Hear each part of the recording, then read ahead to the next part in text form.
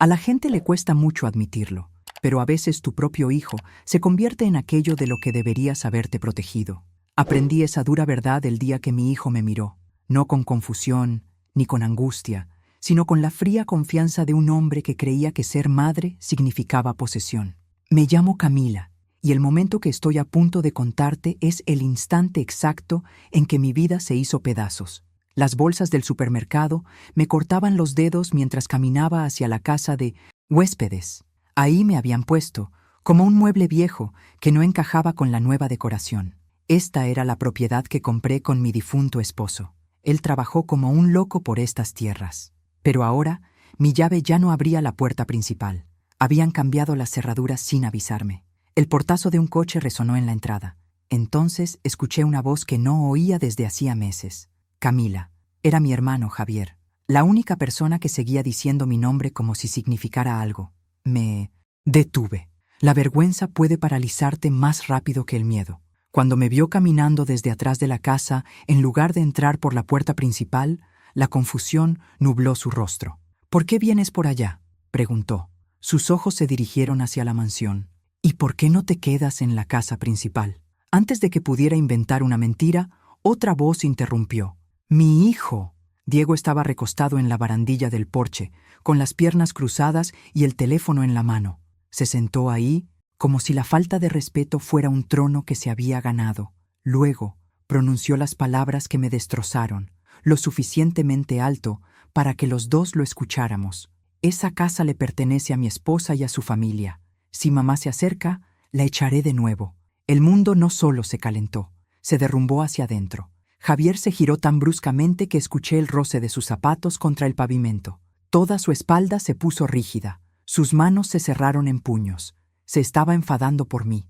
No, por él. Yo simplemente me quedé callada. Cuando te ha golpeado tu propia carne y sangre, tu cuerpo aprende un peligroso tipo de silencio. Lo usas como armadura porque es lo único que no se rompe. Diego ni siquiera levantó la vista al principio. La falta de respeto era casual. Esa es la peor clase. Cuando finalmente levantó los ojos, la prepotencia que tenían podría haber derribado a una mujer más débil. «Tío Mike, relájate», dijo, bajando la mano. «Jessica y yo nos encargamos. Mamá está bien. Ahí, esta es nuestra casa ahora. Un hombre tiene que asumir responsabilidades». Lo dijo como si fuera doctrina, como si amenazar a tu madre fuera un rito de iniciación. Javier dio un paso hacia el porche. Solo uno, pero su cuerpo albergaba 20 años de contención. Sabía que estaba a segundos de perder el control. «Diego», gruñó Javier con voz aguda. «Mide tus palabras».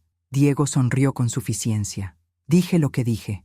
Allí mismo, en el calor de un hogar donde mi esposo plantó rosas con sus propias manos. La verdad finalmente se abrió de golpe. No solo estaba viviendo fuera de mi propia casa, estaba viviendo bajo la ilusión de mi propio hijo. Javier se volvió hacia mí lentamente, con cuidado, como si tocara el momento incorrectamente, se rompiera por completo. Su voz se quebró, temblando con una mezcla de furia y angustia. «Camila, ¿qué te ha pasado?». Y ahí es donde todo empezó a desmoronarse. No le respondí ahí mismo, en la entrada. Hay cosas demasiado feas para decirlas con tu hijo. Sentado a 3 metros de distancia, actuando como un extraño que lleva la cara de tu hijo. Así que hice lo que había estado haciendo durante meses. Tragué el dolor, cambié las bolsas del supermercado de una mano a otra y forcé mi voz a sonar firme. «Pasa, Javier», le dije. «Déjame dejar esto». Me siguió a la casa de huéspedes, el pequeño cubículo en la parte trasera de la propiedad. Solíamos usarla para visitas de vecinos o desbordamientos de fiestas. Ahora era toda mi vida. Montones silenciosos, de ropa, mantas en una silla, un par de platos secándose junto al fregadero del baño. Parecía un trastero, no un hogar. Los ojos de Javier recorrieron todo, catalogando. Siempre lo ha hecho, incluso cuando éramos niños. Recuerda lo que otros pasan por alto. Puse las bolsas sobre la mesa y me ocupé con huevos y pan para no tener que mirarlo. «Camila», dijo suavemente, «te hice una pregunta». «Te escuché», dije. Mi voz salió fina. Simplemente no es una respuesta corta. Sacó una silla y se sentó, con las manos entrelazadas, esperando. Sin presiones, sin bromas, solo ese silencio de abogado que tiene cuando sabe que algo anda mal y está a punto de desmenuzarlo capa por capa. Empezó con un trozo de papel. Finalmente dije, ¿qué papel? Frunció el ceño. El testamento, le dije. Decir el nombre de mi esposo en voz alta, en ese pequeño espacio, se sintió como abrir una ventana y dejar entrar a su fantasma. Robert siempre fue quien pensó 10 pasos adelante cuando enfermó. Me sentó y trazó cada línea de lo que le pasaría a la casa, a los ahorros, a la tierra. Te estoy protegiendo del futuro, Camila, me dijo, incluyendo las partes en las que no quieres pensar. No entendí lo que quería decir en ese momento. Lo entiendo ahora. Robert puso todo a mi nombre. Continué. La casa, los ahorros, todo. Pero añadió una cláusula sobre Diego. Dijo, nuestro hijo solo podría tocar nada de esto si demostraba ser estable, responsable y respetuoso conmigo, sin violencia, sin amenazas, sin comportamiento desesperado. Ese fue el trato. Javier asintió lentamente. Eso suena a Robert. El problema, dije, es que nunca le dije eso a Diego. Pensé que simplemente lo guiaría en silencio, como una barrera que nunca sentiría hasta que fuera mayor. ¿Quién lo encontró?, preguntó Javier. Porque actúa como si alguien le hubiera prometido el mundo. No él, dije. Sofía. El nombre supo amargo. Recuerdo ese día con claridad. La casa aún estaba llena de cazuelas y falsa compasión después del funeral. Sofía se ofreció a ayudarme a organizar la oficina de Robert. Estaba demasiado cansada por el dolor para decir que no. La dejé sola allí con esas carpetas y sobres etiquetados. Encontró los documentos. Dije que vio que todo estaba a mi nombre. Vio esa cláusula sobre Diego de que tenía que ser bueno. Los ojos de Javier se entrecerraron.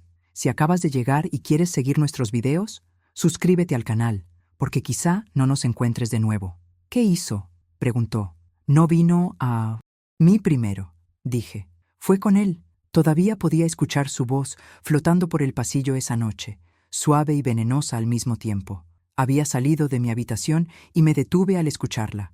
¿Eres tú el hombre ahora?, le susurró a él. ¿Cómo es que tu madre todavía es la dueña de todo como si fueras un niño? Diego murmuró algo que no pude oír. Ella continuó. Un verdadero esposo provee, protege, lidera. ¿Cómo lideras sin nada a tu nombre? Ella te mantiene bebé. Necesitas tener el control. Esas palabras se filtraron en su piel y se quedaron allí. Después de eso, sus ojos cambiaron cuando me miró. No de la noche a la mañana, sino lentamente. Pequeños comentarios sobre mi casa. Pequeños comentarios sobre que yo aún dirigía las cosas. Dejó de preguntar y empezó a anunciar. Desde entonces, le dije a Javier en voz baja, me trata como si estuviera en su camino, en lugar de estar de su lado. Todo porque ella convirtió ese testamento en un insulto. La primera vez que la mano de mi hijo se encontró con mi cara. No surgió de una pelea, surgió de un trozo de papel. Todavía podía sentir el peso de esa noche presionando mi pecho mientras estaba sentada en la casa de huéspedes. El aire se sentía pesado. Era una semana después de que Sofía encontrara el testamento. Empecé. La casa se sentía mal, tranquila, pero no pacífica. Estaba en la cocina de la casa principal esa noche cortando verduras para la cena.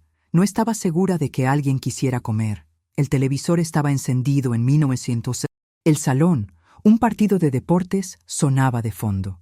La casa solía sentirse cálida con Robert. Esa noche se sentía como el vestíbulo de un hotel. Gente pasando. Nadie realmente en casa. Escuché sus pasos antes de verlos. Diego y Sofía entraron juntos. Se movían como si lo hubieran ensayado. Él se erigió más alto, con el pecho hinchado, los hombros hacia atrás. Ella se detuvo medio paso detrás de él, con los brazos cruzados, los ojos grandes y llorosos, como si ya hubiera estado llorando o estuviera planeando hacerlo. «Mamá», dijo Diego, dejando caer un paquete de papeles sobre la encimera. «Necesitamos encargarnos de algo». Me limpié las manos con una toalla, mi corazón acelerándose a un ritmo extraño y rápido. «¿Qué es todo esto?» «Un simple formulario de cesión temporal de la propiedad», dijo, «para que pueda gestionar mejor las cosas. Impuestos, seguros, todo eso». La gente de Sofía dijo que facilitaría las cosas. «Todavía estás aquí, pero legalmente yo hago el trabajo pesado como se supone». «¿Qué debe hacer un hombre?», dijo Temporal como si me estuviera haciendo un favor. pero las palabras no coincidían con la tensión en su mandíbula. Sofía se acercó, con la voz suave y temblorosa. Mami Camila, solo estamos intentando construir, empezar negocios, hacer inversiones. No podemos hacer nada importante con todo atascado a tu nombre. Nos está frenando, está estresando a Diego, no está durmiendo. Sus ojos brillaron, pero he vivido lo suficiente para conocer la diferencia entre lágrimas y actuación. Aún así, las lágrimas te hacen dudar. Te hacen preguntarte si tú eres la villana. Cogí los papeles, las palabras se difuminaron un poco, frases legales que no reconocí, secciones resaltadas en amarillo, mi nombre, su nombre, la dirección de la propiedad en el medio. Vi una cláusula de transferencia de autoridad. Mis dedos empezaron a temblar. No entiendo esto, le dije con calma. Tu padre ya lo preparó todo. No había prisa por cambiar nada. La mandíbula de Diego se apretó. Mi padre. Está muerto. Se acercó. Yo soy el hombre ahora. Yo debería estar haciendo esto. ¿Por qué tienes que controlarlo todo? Incluso desde la tumba. Esa palabra, control, salió directamente de la boca de Sofía. Podía escuchar su voz en la de él.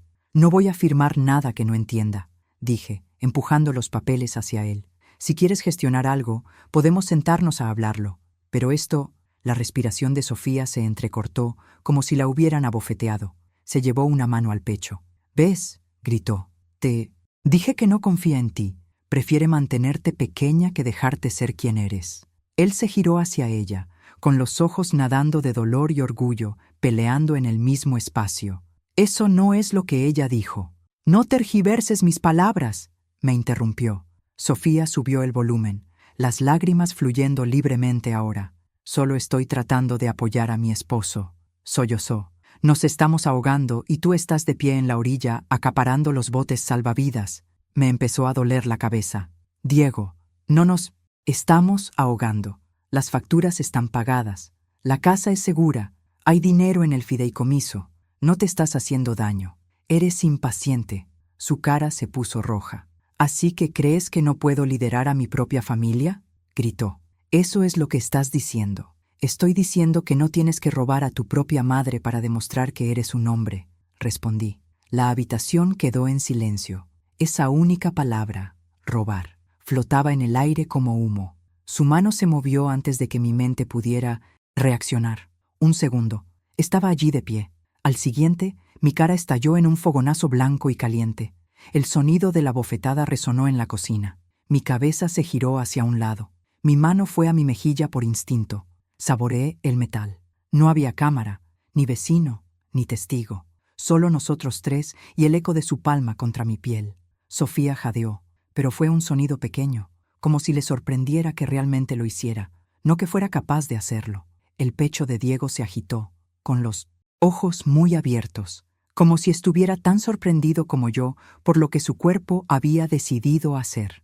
Nos quedamos mirando, madre e hijo, con algo roto entre nosotros que no se podía volver a pegar. Lentamente me enderecé. No lloré.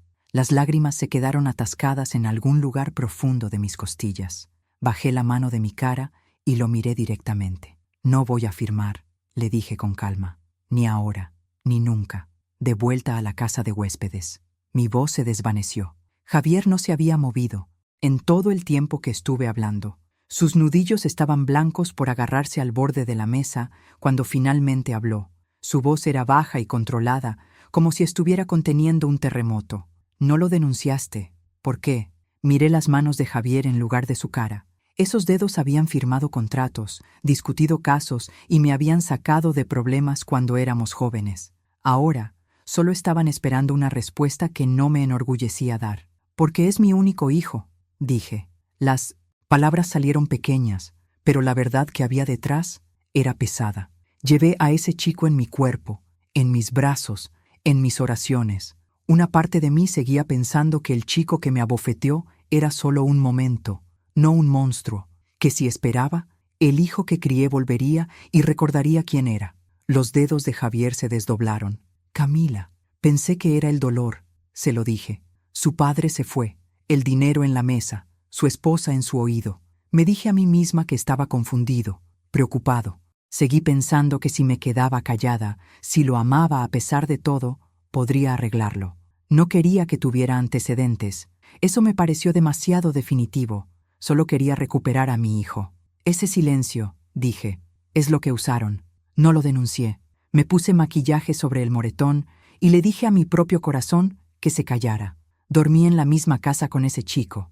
Le cociné, me moví a su alrededor como te mueves alrededor de un perro dormido que ya te ha mordido una vez. Esperaba que fuera algo de una sola vez. Mi esperanza les compró tiempo. Lo usaron bien. Empezó con una visita que no pedí. Los padres de Sofía vinieron un sábado como si trajeran la paz. Su madre sostenía un pastel. Su padre llevaba un maletín. «Diego está trabajando», dijo Sofía. Sonrió demasiado cuando lo dijo. «Pensamos que podríamos sentarnos contigo». Su padre fue directamente al sillón reclinable, que a Robert le encantaba. Habló con el tono de un hombre que se abrió paso en muchas habitaciones. «Sabemos que perder a Robert ha sido duro», dijo. Me senté en el borde del sofá, con las manos entrelazadas en mi regazo. «Me estoy manejando», murmuré. Asintió como si me creyera. «Podemos ver que eres fuerte. Siempre lo has sido. Por eso esta conversación es tan importante». La madre de Jessica colocó el pastel sobre la mesa y nunca más lo tocó. Simplemente me observó, con los ojos suaves pero claros. «¿Qué conversación?», pregunté, manteniendo la voz firme. Abrió el maletín. Los mismos papeles que Diego había arrojado sobre la encimera de mi cocina. Diferente fuente, la misma intención. Mi nombre, la dirección de la propiedad, lenguaje sobre la transferencia de los derechos de gestión para que Diego pudiera liderar a la familia. «Tú y mi yerno están en una encrucijada», dijo. «Está tratando de entrar en la edad adulta, proveer, liderar, pero se siente bloqueado». Sentí que mi espalda se ponía rígida. «¿Bloqueado cómo?». «Por una estructura que ya no encaja», respondió sin problemas. «Todo a tu nombre, nada a su nombre». Le hace sentir como un niño y un hombre que se siente pequeño en su propia casa. Eso es algo peligroso, no solo para él, para todos. Lo dejó así, no una amenaza, no, solo una sugerencia de lo que podría pasar si no lo hacía más fácil. «No estamos tratando de quitarte nada», dijo. «Esto se trata de confianza, de legado. Una buena madre deja que su hijo lidere cuando es el momento». Esas palabras se clavaron en mi piel. Escuché a mi propia madre en ellas. La forma en que predicaba sobre dejar que los chicos fueran hombres, incluso cuando se equivocaban. Pensé en los brazos de Robert, la forma en que sostenía mis manos y decía que quería protegerme. Luego vi la cara de Diego la noche que me golpeó, dolorido, enfadado, asustado. Tal vez, pensé, si lo hago más fácil, no sentirá la necesidad de esforzarse tanto. Quizás este es el camino de vuelta al hijo que conocía. La madre de Jessica se inclinó hacia adelante. «Has hecho tu parte, señorita Camila», dijo suavemente. «Lo construiste, te sacrificaste. Ahora es su turno. No dejes que el miedo te haga tacaña con la confianza». Miedo. La palabra se me quedó atascada en la garganta porque no se equivocaba. Tenía miedo. Miedo de perder la casa. Sí, pero más miedo de perder a mi único hijo por completo. Mis dedos temblaron mientras deslizaban el papeleo hacia mí. No hubo gritos, ni golpes, ni amenazas que pudiera repetirle a un juez. Solo una sala de estar llena de palabras sobre amor, sobre confianza y sobre dejar ir. No leí todas las líneas. Mis ojos captaron palabras como temporal, manejable, revocable. El resto se difuminó.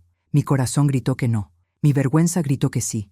Mi miedo se sentó allí pesado, empujándome hacia lo que detendría el ruido. Mi mano se movió. Lo firmé.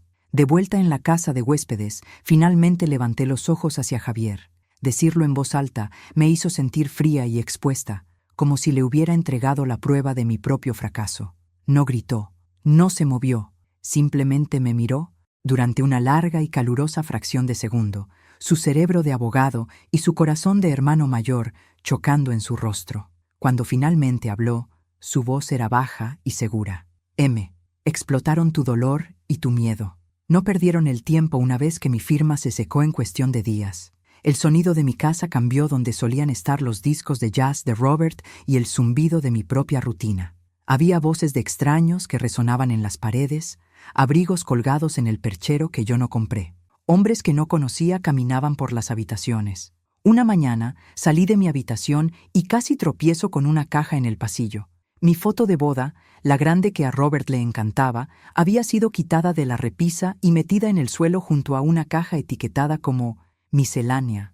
La recogí, agarrando el marco. ¿Quién movió esto?, pregunté. La madre de Jessica salió del comedor. Estaba midiendo las ventanas con una cinta métrica. Solo estamos haciendo espacio, dijo. No se preocupe. Señorita Camila, verá una vez que todo esté en nuestro sistema. Fluye mejor. Nuestro sistema. Apreté la foto con más fuerza. Diego entró desde afuera, con las llaves tintineando, la cara abierta al sol. Observó la escena como si fuera natural, como si fuera un plan con el que todos estábamos de acuerdo. Diego, dije, sosteniendo la foto, ¿por qué nuestra repisa está vacía? ¿Por qué están moviendo cosas como si fuera su casa? Cambió el peso, con los ojos apartándose por un segundo antes de recomponer su rostro. Mamá, no es para tanto, dijo. Nos están ayudando. Hicimos esa transferencia. Recuerda, ahora estoy gestionando las cosas. Les dije que organizaran las cosas para que realmente podamos avanzar. Ese papel no les estaba dando mi casa, respondí. Esta sigue siendo mi casa. Es la casa de tu padre. No puedes simplemente borrarnos. Suspiró fuerte y bruscamente, interrumpiéndome. Ahí vas otra vez, murmuró. Emocional, siempre yendo al extremo. Por eso no se hace nada. Algo en mí se estremeció ante esa palabra. Emocional. La forma en que lo dijo, como si fuera una enfermedad. Más tarde, esa semana, el padre de Jessica convocó una reunión familiar. Me paré en la sala de estar mientras él señalaba las paredes y las esquinas, hablando de derribar esto, convertir aquello en espacio de oficinas. Jessica asintió, añadiendo pequeñas sugerencias. Diego se mantuvo cerca de él, empapándose de su aprobación. Me sentí como una invitada en el vestíbulo de mi propia vida. Esa noche, decidí que necesitaba reclamar algo pequeño, al menos mi ropa. Esperé hasta que la casa se quedó en silencio, hasta que el movimiento cesó. Caminé por el pasillo hasta mi habitación, la misma habitación donde acuné a Diego cuando era un bebé, donde me senté en el suelo y lloré cuando el lado del armario de Robert quedó vacío. Extendí la mano hacia el pomo de la puerta. No giró. Una nueva cerradura me miró fijamente, plateada y brillante. Mi corazón martilló. Agité el pomo. La puerta se mantuvo, firme, más fría de ese lado de lo que nunca había estado. Los pasos de Diego se acercaron por detrás de mí. «Mamá, ¿qué estás haciendo?» «Voy por mi ropa», le dije. «Abre esta puerta». Se frotó la parte posterior del cuello, con los ojos flotando hacia la cerradura. «La cambiamos», dijo. Finalmente, necesitábamos un lugar para guardar documentos importantes y cosas sin que nada fuera tocado. Mi voz se mantuvo calmada, pero algo dentro de mí se rompió. Esa es mi habitación, mi cama, mi santuario. «No vas a encerrar a la mujer que pagó el techo que hay sobre tu cabeza», gritó. Luego, el sonido fuerte y molesto. «Eres demasiado emocional para vivir aquí ahora», dijo las palabras lentamente, como explicando algo básico a un niño. «Sigues luchando contra cada decisión, estresando a Sofía, estresándome a mí. No es sano. Deberías mudarte a la casa de huéspedes solo por un tiempo. Dame espacio para respirar». Me giré para encararlo por completo. «No voy a mudarme de mi propia casa para que puedas jugar al dueño», le dije. «¿Quieres espacio? Ve a quedarte con sus padres». Sus fosas nasales se ensancharon. El aire entre nosotros se calentó. Volví a extender la mano hacia el pomo, dispuesta a abrirme paso a la fuerza si era necesario. Su mano se extendió y se cerró alrededor de mi antebrazo. Sus dedos se clavaron en una piel que ya estaba amoratada desde dentro. El agarre no fue un golpe, fue peor. Una presión controlada y medida que decía, «Puedo lastimarte más si quiero». El dolor subió por mi brazo. Jadeé, no solo por la presión, sino por la conmoción de que me tocara así por segunda vez. «Diego», dije entre dientes, con la cara a centímetros de la mía. «Para, ve a la casa de huéspedes, déjanos en paz, vivir aquí ya no funciona». Su pulgar presionó un punto sensible cerca de mi codo, y tuve que morderme el interior de la mejilla para no gritar. Tiré lentamente, sacando mi brazo de su agarre como si estuviera atrapado en una trampa. Miré a mi hijo, a mi único hijo, y vi a alguien que había decidido que mi lugar en su vida podía ser relegado a la parte trasera de la propiedad. Me mudé a la casa de huéspedes esa noche con una sola maleta y un moretón floreciendo bajo mi manga. sentada frente a Javier. Ahora, toqué ese mismo punto de mi brazo sin pensar. Sus ojos siguieron el movimiento. Te volvió a poner la mano encima, dijo lentamente. Asentí una vez. No quedaron palabras. La cara de Javier se endureció de una manera que nunca había visto. Su voz se volvió algo suave y peligrosa. Camila cometió un delito. Javier no dijo mucho después de eso. Simplemente se levantó de mi pequeña mesa de la cocina como si estuviera en llamas. Caminó hacia la ventana, mirando la casa grande como si fuera una escena del crimen. ¿Dónde está ahora?, preguntó Javier. Afuera, dije. No se aleja mucho, lo suficiente para fingir que no estoy aquí. Javier se giró. No gritó, no se enfadó. Simplemente salió por la puerta de la casa de huéspedes. Observé desde la ventana. Javier caminó hacia el porche principal. No gritó, no agitó los brazos. Simplemente se quedó allí como si estuviera en un tribunal y el juez hubiera llamado su caso. Diego, dijo. Mi hijo levantó la vista molesto. ¿Qué pasa, tío Mike? Necesitamos hablar, respondió Javier. Manos a la obra. Diego se levantó cauteloso. ¿Estamos hablando ahora? Javier no mordió el anzuelo. Le pusiste la mano encima a tu madre, dijo 2 veces. Y la hiciste firmar algo cuando estaba de duelo. Te voy a preguntar una vez. ¿Entiendes lo equivocado que está eso? No pude escuchar todas las palabras desde donde estaba, pero pude ver el cambio en la cara de Diego. La mirada casual se le escapó por un segundo. Luego se endureció en algo más. Defensa, orgullo, desafío. Tú no estás aquí, dijo, con la voz lo suficientemente alta como para que yo lo oyera. No puedes decirme cómo dirigir mi casa. ¿Mi casa? Ahí estaba de nuevo. Los hombros de Javier se mantuvieron relajados, pero yo conocía esa postura. Se estaba tensando por dentro. No es tu casa, respondió con calma.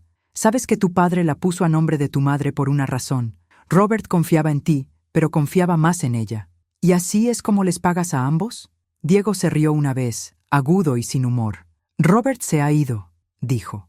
Nunca le llamó papá cuando intentaba hacer una observación, y ese papel que mamá firmó dice que yo estoy dirigiendo las cosas. Tú eres un invitado aquí, igual que ella. Me estremecí. Javier dio un paso más cerca de las escaleras. Ese papel es un fraude, dijo, firmado bajo presión después de que ya la habías golpeado.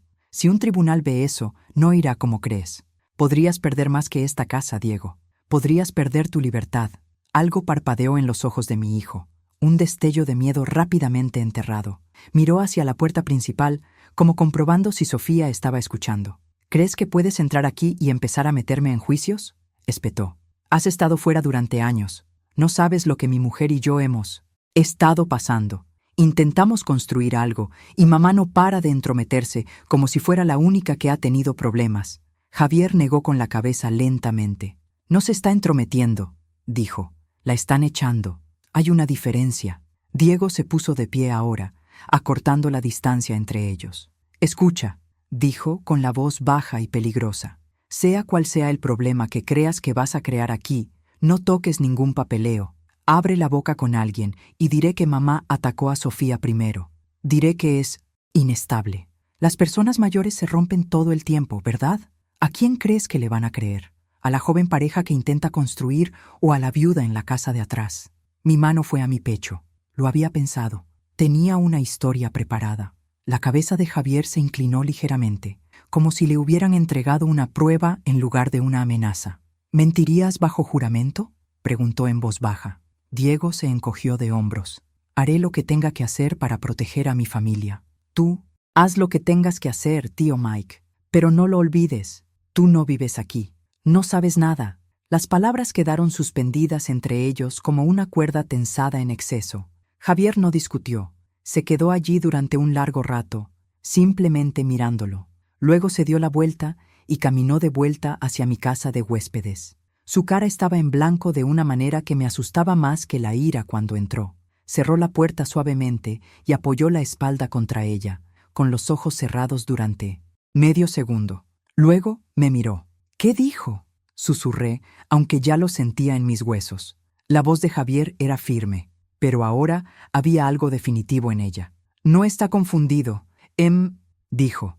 Es calculador. Ya tiene mentiras preparadas. Está dispuesto a arrojarte al autobús para quedarse con lo que cree que es suyo. Se me secó la garganta.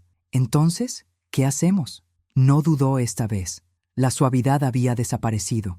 Solo quedaba el acero. Necesitas dejar que presente cargos. Las palabras presentar, cargos, se asentaron sobre esa pequeña casa de huéspedes como el polvo después de un derrumbe. Me senté allí mirando a Javier, con las manos apoyadas sobre los muslos para evitar que temblaran. Se veía tan seguro, tan claro, como si el camino fuera sencillo. Se hizo mal. La ley interviene. Se corrige lo que está mal. En el papel, eso era cierto. En el pecho de una madre. Era diferente. Javier, dije finalmente. No, parpadeó una vez. Lento. No, repitió. Después de todo lo que acabas de contarme, si va a la cárcel, lo perderé para siempre, dije. Las palabras salían más rápido de lo que podía organizarlas. No entiendes a ese chico. Es todo lo que me queda de Robert. Es mi único hijo. No puedo ser yo quien ponga a mi propio hijo tras las rejas. La boca de Javier se apretó. Él es quien se está poniendo ahí, respondió. Solo estoy leyendo la ley. Lo escuché, pero mi mente se había ido a otra parte por completo. Volví a otra versión de Diego, más pequeño, más suave, con la cabeza, apenas llegando a la cintura de Robert. Los vi en la entrada, el día que Robert le enseñó a andar en bicicleta. Las delgadas piernas de Diego temblaban. Robert trotando detrás de él con una gran mano en el asiento. La forma en que Diego solía mirar hacia atrás para asegurarse de que su papá estuviera allí antes de avanzar. «¡No lo sueltes todavía, papi!», gritó, con la voz aguda y asustada. «Estoy aquí mismo», dijo Robert. «Sigue pedaleando, hijo, te tengo». Cuando Diego tambaleaba y se caía, corría, directamente a mis brazos, lágrimas, mocos y la frustración de un niño pequeño por toda mi blusa. Robert se reía, le frotaba la cabeza, le decía que caerse era parte del aprendizaje en ese entonces. Si alguien hubiera dicho que ese mismo niño crecería y me alzaría la mano, me habría reído en su cara. No siempre fue así, murmuré, más para mí que para Javier. Solía seguir a Robert a todas partes, quería ser como él, la misma forma de caminar, la misma risa. Perder a su padre agrietó algo en él, que no sé cómo volver a juntar. Javier exhaló más suave esta vez. «El dolor explica mucho», dijo, «pero no excusa ponerte moretones o robarte tu casa». Pensé en Sofía en esa imagen, la forma en que se había deslizado en el espacio vacío que Robert dejó, no como un padre, sino como una voz, una nueva autoridad. Diego siempre había necesitado a alguien que le dijera que era suficiente. Cuando Robert murió, esa seguridad se acabó. Sofía intervino con susurros sobre ser el hombre, sobre tomar el control, sobre no dejar que yo lo detuviera. Ella no apretó el gatillo de su enojo, pero lo cargó y se lo puso en la mano. «Es vulnerable», dije en voz baja. «Ella sabe dónde están sus puntos débiles. Los presiona cuando quiere algo. Lo veo, pero él cree que ella es la única que está de su lado». Javier se volvió a sentar, con los codos sobre las rodillas. «¿Y eso dónde te deja a ti?», preguntó, además de en la casa de huéspedes con un moretón. Su pregunta quedó entre nosotros. No tenía una buena respuesta, solo el instinto de una madre de proteger al mismo hijo que se había convertido en su peligro. «Necesito un poco más de tiempo», dije. «Por favor, déjame hablar con él cuando se calme. Déjame intentarlo una vez más. Si presentas cargos ahora, me verá como a la enemiga por el resto de su vida. No puedo soportar eso». Javier se frotó la mano sobre la boca, con los ojos cerrándose brevemente. «Camila, cuanto más esperes, más terreno perderás», dijo, legal y emocionalmente. «La gente como la familia de Sofía cuenta con eso. Cuentan con que lo ames más que a ti misma». Tragué con dificultad. «Sí lo amo más», dije. «Ese es el problema. No estoy lista para elegirme a mí misma antes que a él. Todavía no». La honestidad de eso dolió. Decirlo en voz alta me hizo sentir pequeña, tonta y humana a la vez. Javier me miró fijamente durante un largo momento, luego soltó un suspiro lento. «Está bien», dijo finalmente.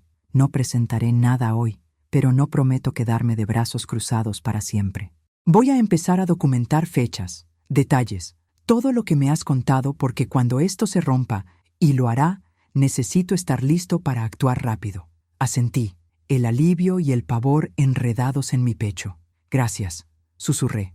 «Solo dame un poco de espacio para ver si mi hijo todavía está ahí en alguna parte».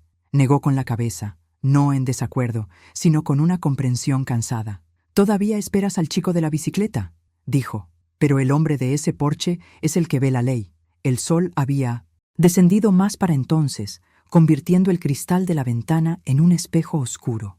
Me puse de pie y me dirigí al fregadero, necesitando algo que hacer con las manos. Fue entonces cuando lo escuché. Un golpe de la casa principal. Luego la voz de Diego, más fuerte de lo que la había escuchado en meses, desgarrando el silencio como una tormenta que abre un tejado. «Sofía, deja de jugar conmigo», gritó, con las palabras agudas y ásperas. «¿Crees que soy estúpido?». Otro golpe, un grito agudo y amortiguado. La taza se resbaló de mi mano y cayó estrepitosamente en el fregadero. Javier ya estaba en pie, con los ojos fijos en la casa grande. La violencia no se había quedado en mí, se había movido, se había extendido después de esa noche. Los gritos, los golpes, el llanto ahogado de Sofía. Algo en la casa cambió de falta de respeto a ocupación abierta. De la ventana de la casa de huéspedes vi un camión de cerrajero entrar en la entrada 2 días después. Un hombre uniformado salió con un juego de herramientas y siguió al padre de Sofía hasta la puerta principal. Apreté la palma contra el cristal cuando los vi cambiar. No solo una cerradura, sino todas las cerraduras que él señalaba. Puerta principal, puerta lateral, incluso la puerta que conducía de la cocina al patio trasero. Las llaves de mi bolso se convirtieron en adornos en ese momento. Probé una más tarde solo para estar segura. Caminé hacia la puerta trasera al final de la tarde, cuando el patio estaba tranquilo. La perilla no cedió en absoluto. Mi llave entró y giró, pero nada se abrió. Era como si la casa hubiera desarrollado su propia opinión sobre mí. Me quedé allí, con los dedos apoyados en el metal frío, escuchando. Podía oír pasos tenues dentro, un televisor en algún lugar, el suave tintineo de los platos, la vida sucediendo sin mí en el hogar por el que había sangrado. No toqué. El orgullo no me lo permitió. Simplemente retrocedí y caminé hacia la casa de huéspedes, sintiéndome más pequeña que mi propia sombra. Unos días después de eso, empezó el empaquetado. Empezó con el armario del pasillo. Fui a dejar un correo que por error había llegado a mi buzón en lugar del suyo. La puerta principal estaba abierta, la mosquitera echada. Pude ver a la madre de Sofía en el pasillo, quitando mis abrigos de las perchas, los que Robert me compró a lo largo de los años, doblándolos sin cuidado en cajas de cartón. «Disculpe», dije, forzando mi voz a ser cortés. «¿Qué hace con mis cosas?». Ella levantó la vista, sin sorprenderse en absoluto. «Estamos deshaciéndonos de cosas», respondió, instalando un sistema mejor. «Estamos dejando a un lado tus objetos para que no estorben». «No te preocupes, señorita Camila. Están a salvo a mi manera». Ella no respondió. Solo pegó con cinta adhesiva una caja y extendió la mano hacia otra. Entré un poco más, con el corazón latiendo demasiado rápido, y vi más cajas alineadas a lo largo de la pared. Algunas estaban etiquetadas como decoración, otras como cosas viejas. Unas pocas tenían mi letra, fotos navideñas, las cosas escolares de Diego mezcladas con otras nuevas que alguien más había nombrado. Vi una foto enmarcada de Robert y yo en nuestro 25 aniversario, medio envuelta en papel de periódico, con el cristal manchado. Esa imagen de nosotros sonriendo frente a la misma casa que estaban desmantelando me hizo que se me cerrara la garganta. «¿Dónde está Diego?», pregunté. «Ocupado». La voz de Sofía flotó desde el salón. Apareció un momento después, limpiándose las manos con un paño, como si hubiera estado trabajando duro en algo importante en lugar de desmantelar mi vida. «Solo estamos tratando de agilizar las cosas, mami Camila». La casa estaba estancada. De esta manera, todo es más limpio. Energía fresca, energía fresca. Así fue como llamó a borrarme. No me resistí. No entonces. Sentí que estaba observando una inundación desde el tejado. Demasiada agua. No había cubos lo suficientemente grandes. Fue cuando llegaron a Robert que el agua finalmente me llegó al cuello. Javier se había ido a la ciudad esa mañana para atender algunas llamadas de trabajo, dejándome con una olla de sopa hirviendo a fuego lento y una tranquilidad en la que no podía instalarme. Deambulé hacia la casa principal, atraída de la misma forma en que se vuelve a una tumba que ya se ha visitado. Si te enganchó la historia, suscríbete y no te pierdas el desenlace. La puerta principal estaba entreabierta de nuevo. Entré justo en el umbral, sin cruzar demasiado lejos, y allí estaba la mesa del comedor cubierta de objetos sacados del estudio de Robert, sus gemelos, su viejo reloj, una pila de papeles, una caja que reconocí inmediatamente, de madera oscura con un pequeño pestillo de latón, sus medallas militares. El padre de Sofía estaba de pie sobre la mesa, clasificando las cosas en montones. Cogió la caja, la abrió de golpe, miró dentro y luego la cerró de golpe con una mirada que decía que no significaba nada para él. «No necesitamos toda esta chatarra vieja», murmuró a la madre de Sofía. «La mayor parte puede irse». Antes de que pudiera detenerme, estaba al otro lado de la habitación. «¡Baja eso!», dije con la voz temblorosa. «Eso es de mi esposo», dije, señalando la caja. «Esas son sus medallas. No las toques». El padre de Sofía movió los hombros como si los estuviera aflojando después de levantar algo pesado. «Estaban en un cajón», dijo. «Nadie las mencionó. Estamos limpiando cosas que no sirven al nuevo arreglo. Viejos símbolos, vieja energía. Esos no son símbolos», espeté. «Ese es su servicio. Años de su vida en esa caja. Ponlo donde lo encontraste». Vaciló, luego se encogió de hombros, irritado. «Podemos guardarlas en un almacén si importa tanto», dijo. «Pero no necesitan estar al frente y en el centro. Estamos construyendo un nuevo legado ahora». Nuevo legado. Se volvió hacia una gran bolsa de basura en la esquina de la habitación y por un segundo terrible vi su mano inclinarse como si fuera a dejar caer la caja. Cambió de dirección en el sino último momento, deslizándola descuidadamente en una caja a medio llenar etiquetada como «varios». El sonido de eso golpeando contra otras cosas, bolígrafos, papel, algún adorno, rompió algo dentro de mí. Vi en ese pequeño e irresponsable gesto exactamente dónde estaba yo en este nuevo mundo que estaban construyendo, un inconveniente que debía ser empujado a un lado. Lo mismo que la memoria de Robert. Mis rodillas cedieron antes de que mi orgullo pudiera atraparme. Me golpeé contra el borde de una silla y me hundí en ella, respirando como si alguien hubiera sacado todo el aire de la habitación. Mi pecho ardía, los ojos se nublaban mientras los veía seguir clasificando, seguir apilando, como si mi quiebra no importara. No recuerdo haberme puesto de pie de nuevo. Solo recuerdo estar de nuevo en la puerta, luego tropezar por el patio. El lado de mi propiedad estaba pesado con silencio. El coche de Javier estaba volviendo cuando llegué a la casa de huéspedes. Vio mi cara antes de que dijera una palabra y se apresuró a acercarse, con su maletín olvidado en el asiento delantero. «Camila, ¿qué pasó?», preguntó, extendiendo la mano para agarrarme del brazo. Lo miré, con la visión caliente y acuosa, y por primera vez desde que todo esto comenzó. No intenté suavizar nada. «Presenta lo que tengas que presentar», susurré. Vinieron por mi hijo mientras el cielo aún tenía el color de los viejos moratones. Un fuerte golpe sacudió la puerta de la casa de huéspedes justo antes del amanecer. El tipo de golpe que no pertenece a la familia ni a los vecinos. Me senté en la cama, con el corazón ya acelerado antes de que mi cerebro se pusiera al día. Javier estaba durmiendo en el sofá cama, todavía medio vestido de la noche anterior, con los archivos del caso extendidos sobre la mesa de café. Ya estaba de pie antes de que yo pudiera hacerlo. «Quédate aquí», dijo. Su voz era baja pero clara a través de las finas cortinas. Los vi.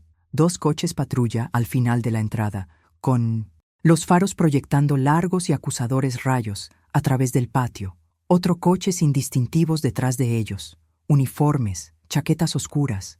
Una oficial cerca del frente hablando con alguien a quien reconocí de la comisaría del centro. El hombre con el que Javier había pasado horas el día anterior. Lo había hecho. Había presentado una denuncia por violencia doméstica, maltrato a ancianos y fraude, tal como prometió. En algún punto entre mi susurro, «presenta lo que tengas que presentar», y esta mañana gris, mi hermano había convertido mi dolor en papeleo con consecuencias. Los oficiales se movieron con una silenciosa urgencia hacia la casa principal, con las botas raspando la pasarela. Javier salió, se reunió con ellos a mitad de camino, les dio la mano. Habló con ese tono profesional y entrecortado que conocía por escuchar fuera de las salas de audiencias. No pude oír las palabras, pero vi los asentimientos. el intercambio de una pequeña pila de documentos, el señalamiento hacia la mansión. La casa seguía oscura. Diego nunca se despertaba temprano si podía evitarlo. A Sofía le gustaban las mañanas tranquilas, café en la cama, largos recorridos en su teléfono. Este tipo de llegada pertenecía a otro mundo, uno que nunca creyeron que los tocaría. El oficial a cargo se acercó a la puerta principal y llamó, firme y rítmico. Otro se quedó ligeramente atrás, con la mano apoyada cerca del cinturón. Un tercero se movió a un lado, vigilando el patio, vigilándonos. Me quedé en la puerta abierta de la casa de huéspedes ahora, con los brazos alrededor de mí, con los pies descalzos sobre las baldosas frescas. Podía sentir mi pulso en la garganta. La luz del porche se encendió. Al cabo de un momento, la puerta se abrió y Diego apareció, entrecerrando los ojos, sin camisa, con la confusión aún aferrada a su rostro. «¿Qué es esto?», preguntó, con la voz espesa por el sueño. «Diego Johnson», dijo el oficial, leyendo el papel que tenía en la mano. «Sí», respondió lentamente, enderezándose un poco. «Ese soy yo». El tono del oficial se mantuvo tranquilo, casi suave. «Tenemos órdenes de detenerlo», dijo. «Hay denuncias presentadas con respecto a la violencia doméstica y al daño contra una persona mayor en esta residencia, así como declaraciones sobre la firma forzada de documentos. Necesita venir con nosotros». La confusión en el rostro de Diego cambió en un instante a incredulidad, luego a ira. «¿Es esto una especie de broma?», espetó. Frente a mi casa, Sofía apareció, detrás de él con una bata, los ojos muy abiertos, el pelo envuelto en un pañuelo. «¿Qué está pasando?», preguntó con la voz aguda. Javier dio un paso adelante entonces, no lo suficientemente cerca como para abrumar a los oficiales, pero lo suficientemente cerca para que se sintiera su presencia. «No es una broma», dijo con firmeza. «Están aquí por cargos reales. Has tenido tiempo más que suficiente para elegir otro camino». La mirada de Diego pasó por encima de los oficiales y se posó en mí en la puerta de la casa de huéspedes. Sus ojos se entrecerraron. Vio la forma en que estaba agarrando el marco, la camiseta de dormir, el miedo. Lo juntó todo más rápido de lo que yo quería. «Tú los llamaste», dijo. Su voz vibraba. Tragué con dificultad. «Dije la verdad», dije. «Tu tío se encargó del resto». El oficial se acercó. «Señor, necesita ponerse zapatos y venir con nosotros pacíficamente», dijo. «Podemos hacer esto de la manera fácil». El pecho de Diego subió y bajó como si acabara de correr una larga carrera. Miró a Sofía con sus ojos amplios y aterrorizados. Ella agarró su brazo. «Haz algo», siseó. «Dijiste que tenías esto bajo control». Eso encendió algo en él. Se liberó de su agarre. «No me van a llevar a ninguna parte», ladró. «Esta es mi propiedad. Ustedes no tienen derecho a presentarse así». Uno de los oficiales se subió al porche. «Señor, la propiedad no está a su nombre», dijo. «No estamos aquí por eso. Estamos aquí por el daño físico y la coacción descritos en la denuncia. Si se resiste, se pueden agregar cargos adicionales». La palabra denuncia quedó suspendida en el aire. Tenía peso. Tenía mi voz en ella, mis moretones, la historia de esos papeles, esa cerradura y ese agarre en mi brazo. Diego apartó la mano del oficial cuando la tendió hacia él. «No me toques», espetó. «No puedes probar nada en un abrir y cerrar de ojos». La calma cambió. Dos oficiales se acercaron, uno tomándolo del brazo, el otro moviéndose detrás de él. No hubo golpes, ni lucha dramática, solo movimientos practicados, manos guiando sus muñecas a la espalda, esposas metálicas que hacían clic. Sofía gritó su nombre, agarrándose a su hombro hasta que otro oficial la apartó suavemente, diciéndole que se calmara, que necesitaba espacio.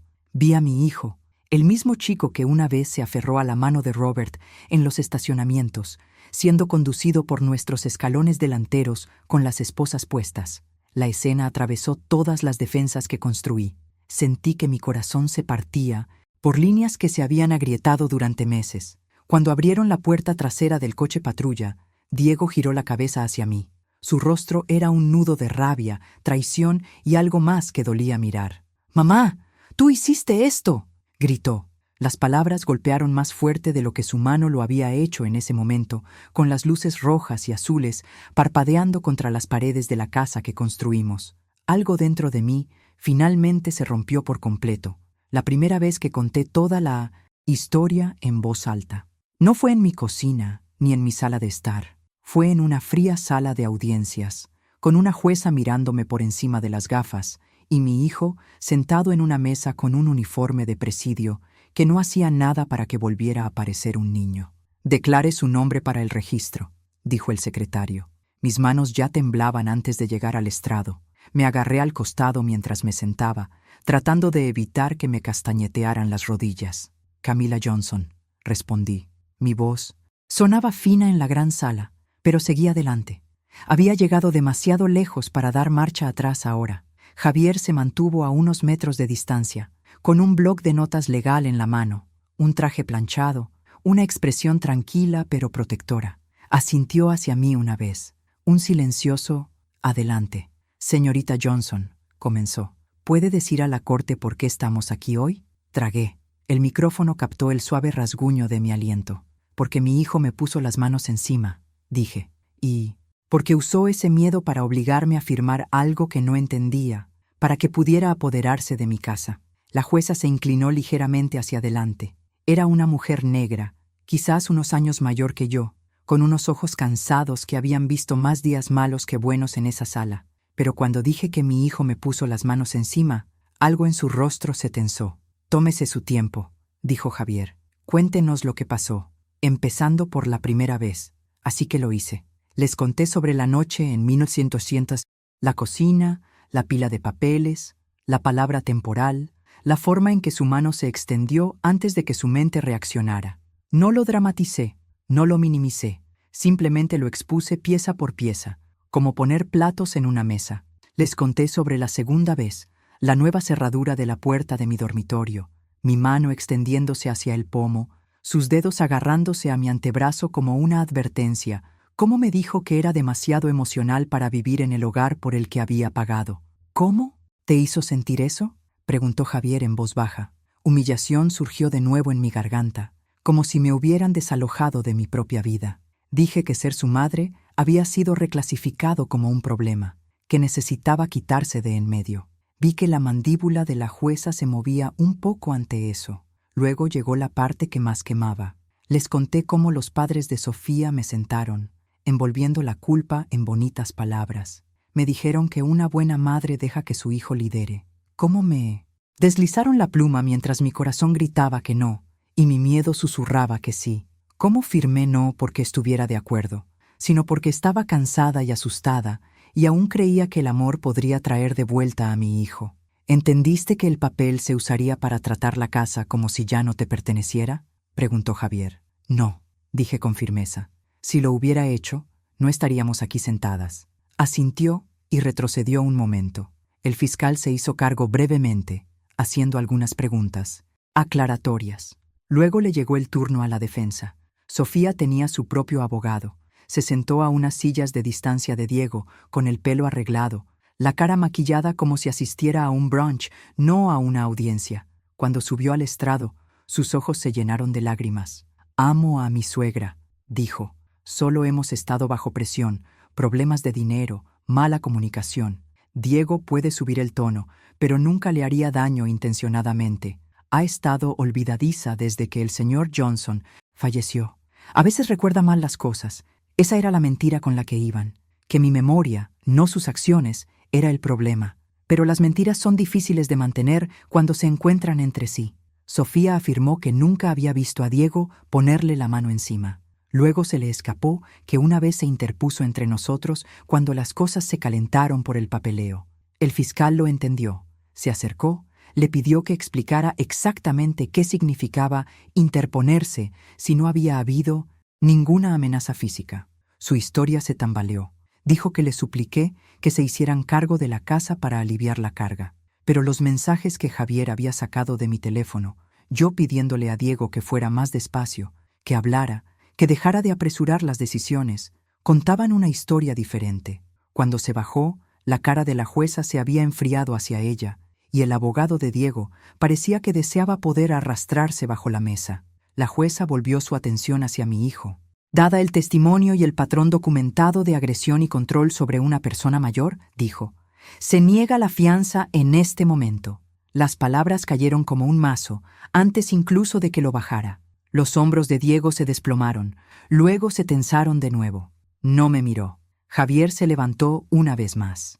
Su señoría, con el permiso de la corte, dijo, hay un documento más que debe ser incluido en el registro. Metió la mano en su maletín y sacó una carpeta gastada pero cuidadosamente protegida. El testamento de Robert, con la cláusula de herencia que inició esta guerra. Cuando Javier deslizó esa carpeta sobre la mesa de pruebas, pareció que Robert acababa de entrar en la sala y se había sentado a mi lado.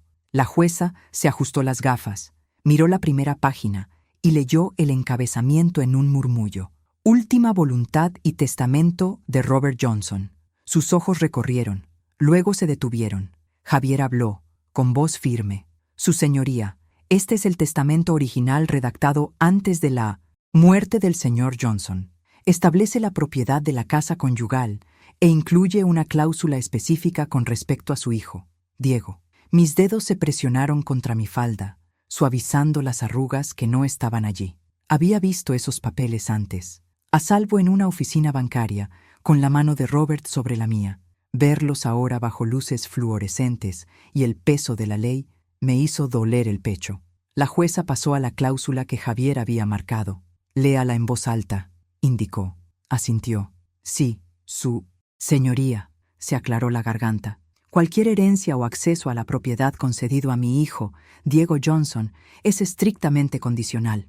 Debe demostrar estabilidad emocional, responsabilidad financiera y una conducta respetuosa hacia su madre. Cualquier acto de violencia, coacción o intimidación hacia ella anula inmediatamente su acceso a mi patrimonio. La sala se quedó en silencio como nunca lo ha estado una iglesia.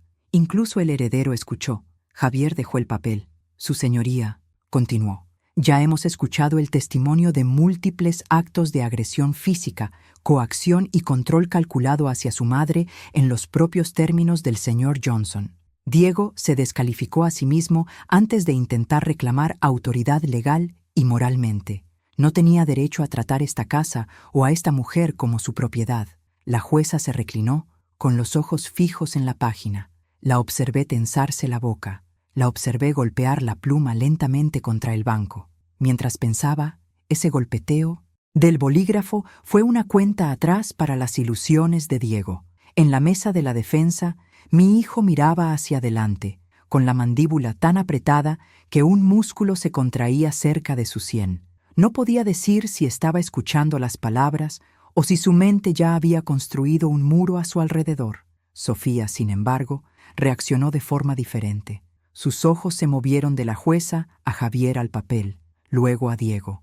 Su cara cambió de formas pequeñas y reveladoras. Primero confusión, luego comprensión, luego el tipo de enfado que no proviene del amor, sino de ver que una inversión sale mal. Se había casado con un hombre que creía que era el heredero de una casa, unas tierras y el dinero que Robert dejó. Ahora, en unas pocas frases, estaba aprendiendo que nunca tuvo acceso garantizado a nada de eso. Cada dólar, cada ladrillo dependía de cómo me trataba, y ya había reprobado esa prueba. Señorita Johnson, dijo la jueza, volviendo su atención hacia mí, ¿sabía su hijo sobre esta cláusula? No, su señoría, dije. Nunca se lo dijimos. Su padre quería que estuviera allí como salvaguarda, no como una amenaza. Diego solo sabía que todo estaba a mi nombre. Sofía encontró la cláusula. La usó para decir que yo lo estaba frenando. Los ojos de la jueza se dirigieron a Sofía. ¿Vio este documento? Sofía se humedeció los labios. Vi que estaba a su nombre, respondió con cuidado. No estudié todo ese lenguaje. La jueza no discutió. Simplemente asintió una vez como si estuviera archivando esa respuesta junto con todas las demás grietas en la historia de Sofía. Muy bien, dijo, pero el lenguaje es claro. Este tribunal reconoce la cláusula como intención vinculante. Cualquier reclamo de herencia por parte del señor Daniel Johnson queda revocado por sus propias acciones hacia su madre. El mazo aún no había caído, pero el sonido bien podría haberlo hecho. Algo definitivo se movió por la sala. Los hombros de Diego se encogieron por primera vez. Sus ojos se deslizaron hacia mí. Solo una mirada, pero que contenía 12 tipos de dolor: traición, conmoción, orgullo herido, como si yo misma hubiera escrito esa cláusula en lugar de su padre que intentaba protegernos a ambos. En la fila detrás de la mesa de la defensa, Sofía se apartó ligeramente de él. Fue pequeño, casi nada, unos centímetros de espacio, con las manos juntas en su regazo en lugar de descansar en su silla. Pero lo vi. Ese fue el momento en que entendió. El hombre a su lado no era una puerta de entrada a la riqueza y la seguridad. Ahora era un hombre con un mono y sin futuro garantizado y sin derecho legal a la casa que intentó conquistar. Javier se hizo a un lado. Ya no habló por el momento. El fiscal resumió los actos violentos: la coacción, la firma forzada, la cláusula. El abogado de Diego intentó objetar para sugerir estrés y malentendidos emocionales, pero las palabras flotaban débiles ante la clara intención escrita de Robert. Este tribunal, dijo la jueza lentamente, está profundamente preocupado por el patrón de comportamiento hacia la señora Johnson. También encontramos que cualquier transferencia de propiedad obtenida bajo este tipo de presión es inválida. La coacción anula el consentimiento. La supuesta transferencia de autoridad no tiene peso legal. Inválido anula, sin peso legal, palabras llanas, significado profundo. Rodaron por la sala como una ola lenta y constante, borrando la historia que Diego y la familia de Sofía se habían estado contando a sí mismos. El padre de May 90D.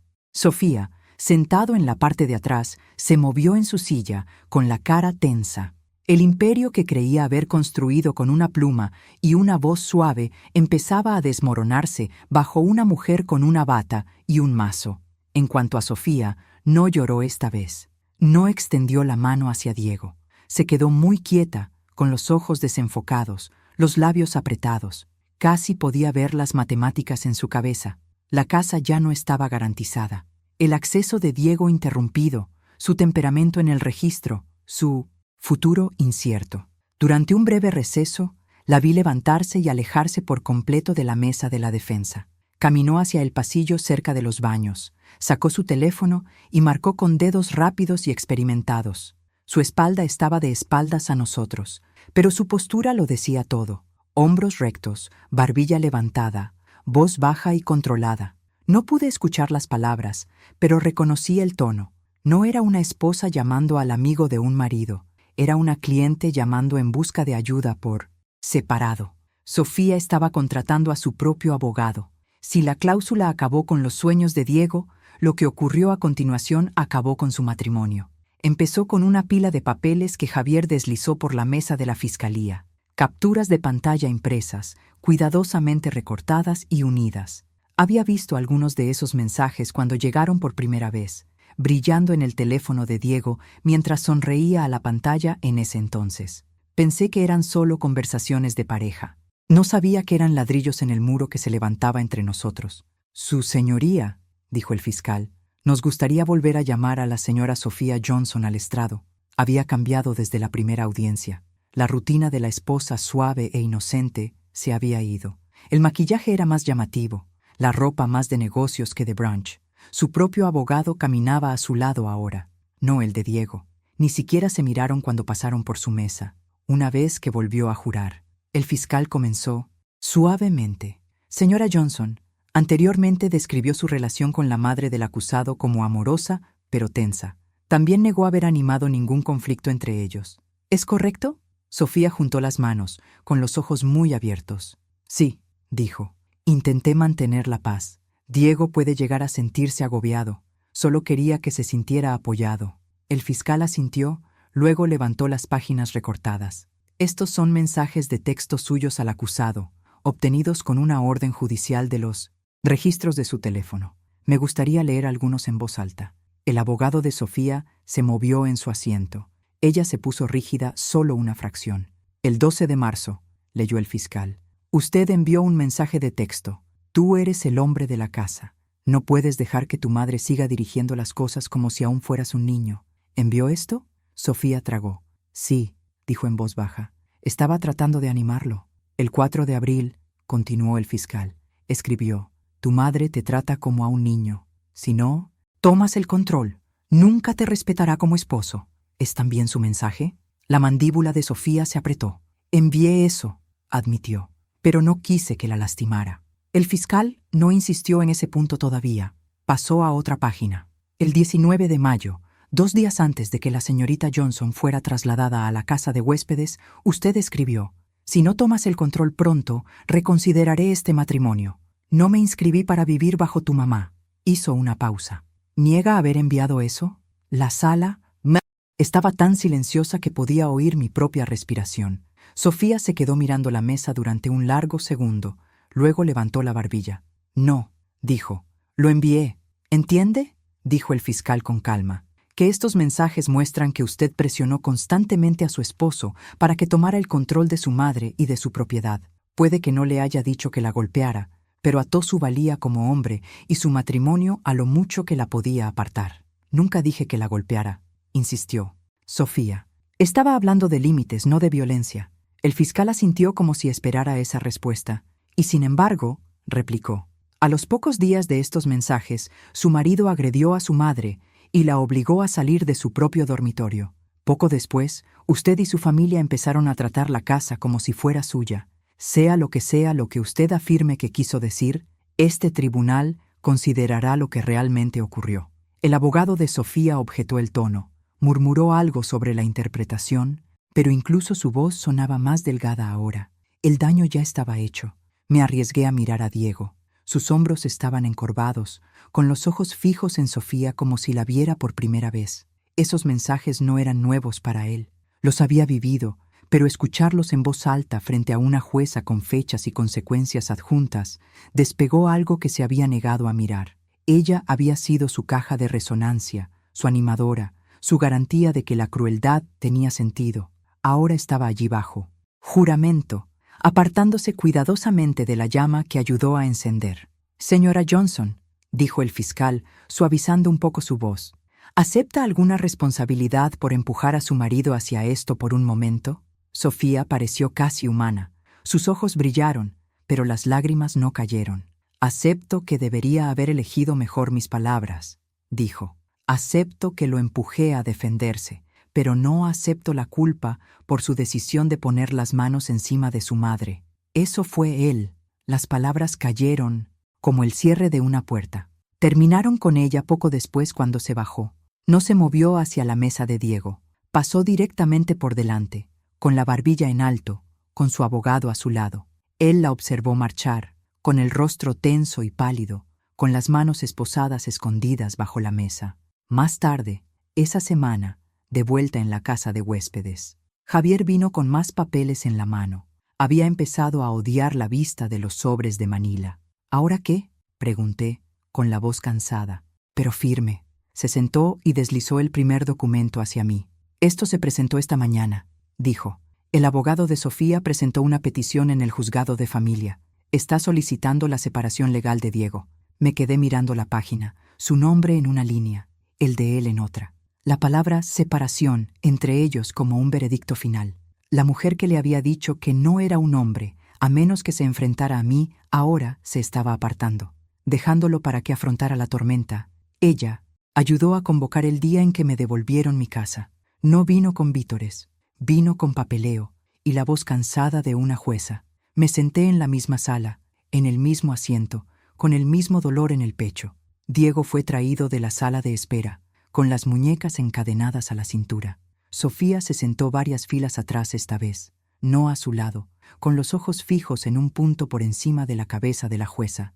Sus padres también estaban allí, vestidos elegantemente, con rostros de piedra sobre el tema del control de la propiedad y la supuesta transferencia.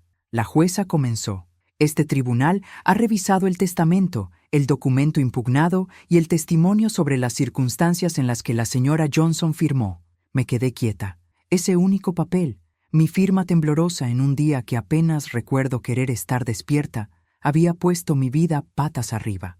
«El tribunal considera», continuó, «que la firma se obtuvo bajo una importante presión emocional y a la sombra de una intimidación física en curso». Javier no se movió, pero lo sentí concentrarse a mi lado. «La coacción anula el consentimiento», dijo la jueza con claridad. «El documento de transferencia presentado por la defensa es inválido e inaplicable. La propiedad legal de la residencia de los Johnson permanece únicamente en manos de la señora Emily Johnson. Las palabras no se precipitaron, se asentaron lentamente, como la lluvia después de una larga sequía. La propiedad de la mansión restaurada. La casa siempre había sido mía en 1900. El papel, hoy, se convirtió en mía en voz alta detrás de mí. Escuché a la madre de Sofía inhalar bruscamente, un sonido como si alguien le hubiera golpeado la puerta en la cara. La mandíbula de su padre se apretó. Ningún arrebato, ninguna escena, solo furia silenciosa. La jueza no había terminado. Además, añadió, dado el patrón de manipulación y la participación de personas que no son propietarias en el intento de reestructurar la casa sin el consentimiento informado de la señorita Johnson, este tribunal ordena que todas las personas que no sean la señora Johnson deben desalojar las instalaciones en un plazo de 48 horas. Desalojar, 48 horas.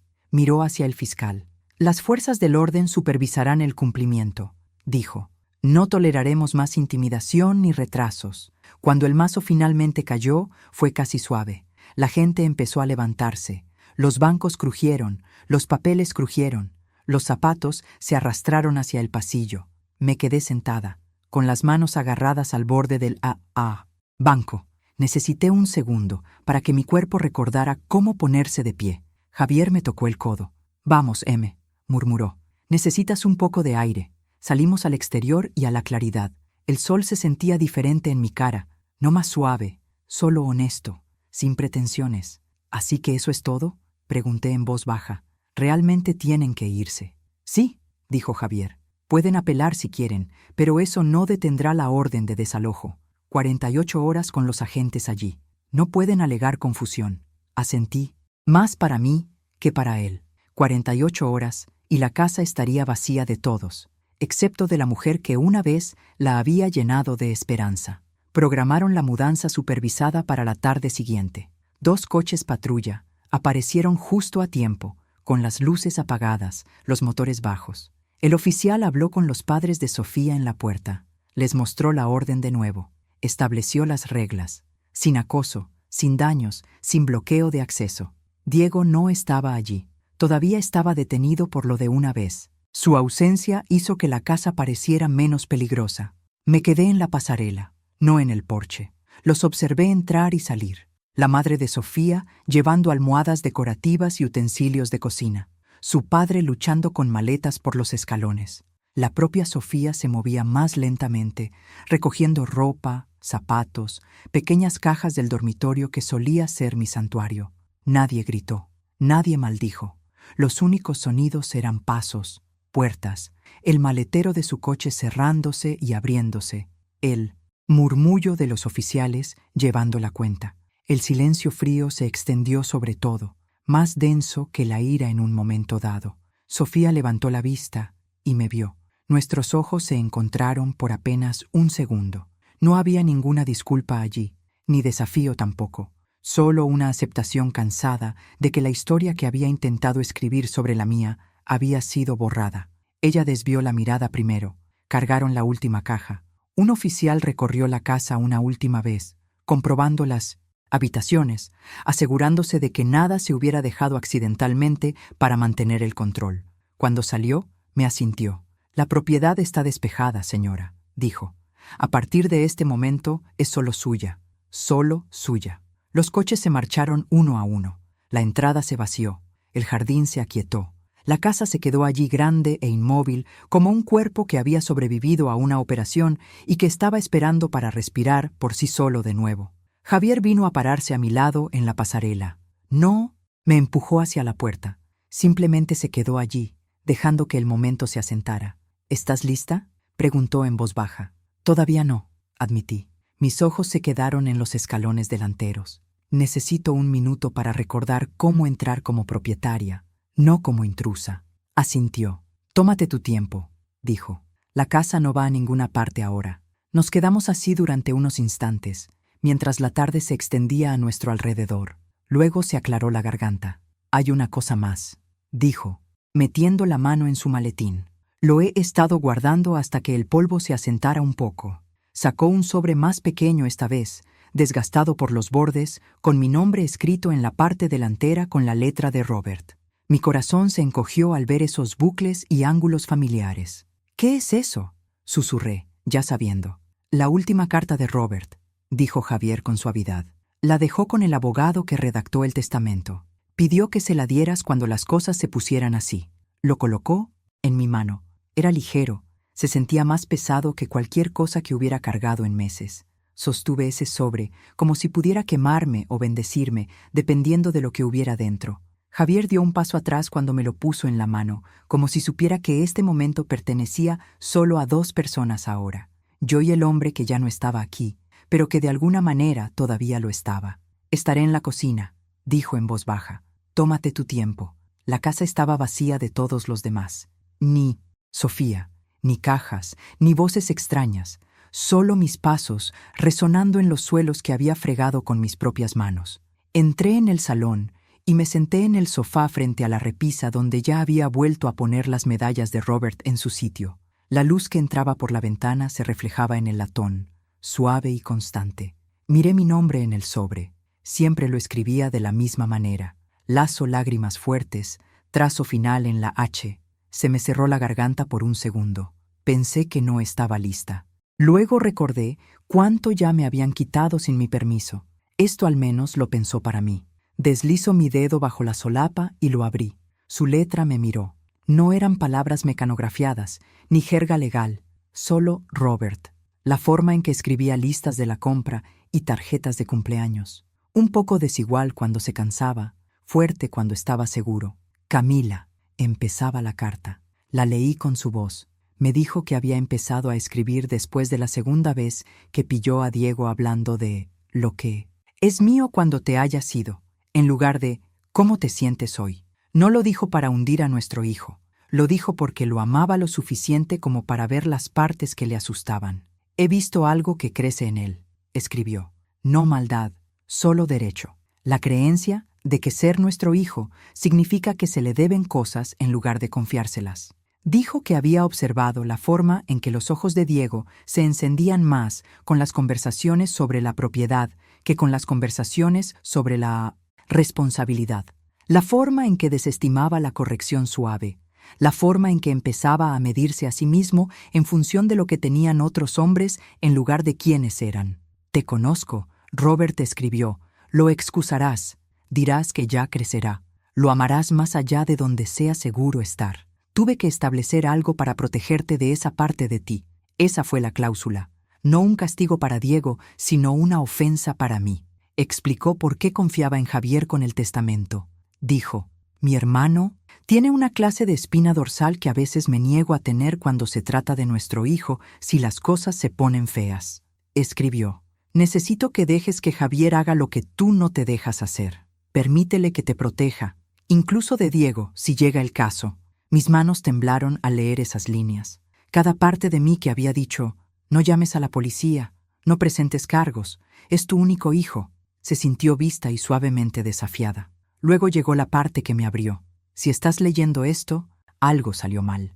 Robert escribió: «Quizá me he ido y estás intentando mantenerlo todo unido con tus manos desnudas. Quizá el chico que amo olvidó quién lo crió. Pase lo que pase, escúchame. No elijas la culpa sobre la paz. No te quedes en el camino del peligro porque te sientas mal por la persona que te está haciendo daño». Una lágrima resbaló por mi mejilla y aterrizó en el papel, emborronando una de sus palabras. Me la sequé rápidamente como si pudiera deshacer el daño. «Mi último deseo para ti», escribió, «no es que conserves esta casa a toda costa. Es que te conserves a ti misma si eso significa decir no a nuestro hijo. Di que no si eso significa alejarte de su caos. Camina. No dejes que mi recuerdo te encadene al sufrimiento. No construí esta vida para que sangraras dentro de ella». Cuando llegué al final, no lloraba de miedo. Lloraba porque alguien finalmente me había dado permiso para dejar de sentirme como una traidora por salvarme. Apreté la carta contra mi pecho y dejé que llegaran los sollozos. Sollozos feos y temblorosos que dejaron sal en mis labios y aflojaron algo en mi espalda que se había apretado durante meses. Por primera vez desde que todo esto comenzó, No estaba imaginando lo que podría haber hecho de forma diferente. Simplemente me estaba soltando. Cuando las lágrimas amainaron, me puse de pie con las piernas inestables. Caminé hacia la repisa y coloqué la carta junto a sus medallas. Su servicio a este país estaba en esa caja. Su servicio a mí estaba en estas páginas. Ambos merecían un lugar de honor. Todavía estaba allí cuando el teléfono de Javier vibró en la cocina. Lo escuché responder, con la voz baja, luego callar por un momento. Regresó al salón, con el rostro ilegible. ¿Quién era?, pregunté, con la voz ronca, pero más calmada de lo que me sentía. Me estudió como si estuviera sopesando cuánto debía decir. Luego eligió toda la verdad. Era la cárcel, dijo con suavidad. Diego ha hecho una solicitud. Quiere verte. La mañana en que fui a ver a mi hijo a la cárcel, me puse ropa limpia, metí la carta de Robert en el bolso y me miré la cara en el espejo. La mujer que me miraba no era la que habían empujado a la casa de huéspedes. Se mantenía un poco más erguida. Javier se ofreció a conducir. Le dejé, pero le dije que entraría sola. Asintió. Estaré aquí mismo. La cárcel olía a lejía y cansancio. Un ayudante me guió a través del detector de metales, pasando por puertas zumbantes, hasta una fila de cabinas de cristal. Me senté, cogí el frío teléfono de plástico y esperé. Mis manos estaban húmedas, pero mi espíritu era firme. Sacaron a Diego. El uniforme naranja le quitó la actuación. Sin porche, sin silla de patio, sin teléfono en la mano, solo mi hijo, con los hombros encorvados, los ojos inquietos, caminando como si no se pudiera confiar en el suelo que tenía debajo. Se sentó al otro lado del cristal, levantó el auricular y me miró fijamente como si fuera un extraño al que casi reconocía. «Mamá», dijo finalmente, con la voz quebrada, «te ves diferente». «Lo estoy», respondí. Su garganta se movió. Las palabras salieron a borbotones. «Lo siento por gritar, por ponerte la mano encima, por dejar que Sofía y su gente me emocionaran. Estaba enfadado con papá por morir, enfadado contigo por tener todo a tu nombre. Me sentía pequeño, no sabía cómo manejarlo. La cagué. Parte de ello era una disculpa sincera. Parte de ello seguía aferrándose a los sentimientos en lugar de a las decisiones. Lo dejé correr. Por primera vez. En su vida no me apresuré a limpiar su culpa. Cuando me quedé callada, se movió en su silla. «Sé que probablemente me odias», murmuró. «Sofía se ha ido. Sus padres actúan como si no me conocieran. Perdí la casa. Te perdí a ti. No me queda nadie. No estás completamente solo», dije. «Tienes a Dios si lo quieres. Tienes tiempo. Tienes oportunidades». Dejé que mi voz se agudizara un poco. «Pero ya no tienes derecho a mi cuerpo ni a mi casa. No así. Esa parte ha terminado. La historia continúa. Inscríbete para seguir descubriendo los misterios». Se estremeció. «¿Así que eso es todo? ¿Has terminado conmigo?». Una vez esa pregunta me habría abierto de par en par. Ahora podía sentir las palabras de Robert en mi pecho. «No elijas la culpa sobre la paz», manteniéndome erguida. «Siempre seré tu madre», dije lentamente, «pero nunca volveré a ser tu víctima». Cerró los ojos como si la frase le hubiera golpeado en los huesos. Una lágrima resbaló por su mejilla. «Mamá, no sé cómo arreglar esto», susurró. «Eso no es algo rápido», le dije. «Son años con la verdad, con ayuda, con que decidas que has terminado de ser el hombre que sacó a su madre de su propia casa». Respiré hondo. «Te perdono lo suficiente como para no pararme donde puedas volver a golpearme. El resto depende de ti». Levantó la vista, buscando en mi cara la suavidad que solía entregarle en bandeja. Mantuve los hombros cuadrados y las manos quietas. «¿Vas a volver?», preguntó. «Para visitarte, no lo sé», dije, porque mentir habría sido su propia clase de daño. Ahora mismo necesito distancia para sanar. Tú necesitas distancia para crecer. Si un día esos caminos se cruzan, ya veremos. Pero no te prometo consuelo mientras sigas siendo peligroso para mí». El dolor en sus ojos era real, pero debajo de él vi algo nuevo, tratando de despertar, comprensión, pequeño y asustado. Pero allí un guardia tocó el cristal. «Tiempo». Diego presionó su palma contra él. Mi mano se contrajo. La memoria muscular quería encontrarse con la suya. No la levanté. En lugar de eso, le di un pequeño asentimiento. «Tómate este tiempo en serio», dije. «No desperdicies lo que nos está costando a todos». Dejé el teléfono y me puse de pie. Salí sin mirar atrás. Esa fue mi última amabilidad conmigo misma. Afuera, el aire se sentía más amplio.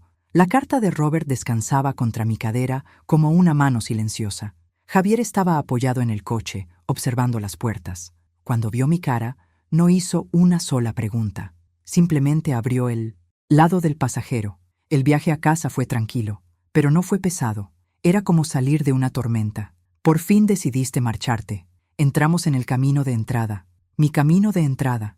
Javier me apretó la mano una vez. Ya lo tienes a partir de aquí, dijo. Salí y caminé por el sendero que una vez había recorrido con la cabeza gacha. Hoy mi espalda estaba recta, sin coches extraños, sin voces adicionales, solo mi casa esperando. Me paré en la puerta principal, saqué la llave de mi bolsillo y la metí en la cerradura. El giro fue suave, el clic sonó como un suave sí. Luego abrí la puerta y entré en mi mansión sola, sin marido, sin hijo a mi lado, pero con mi dignidad, mi poder y mi paz finalmente restaurados.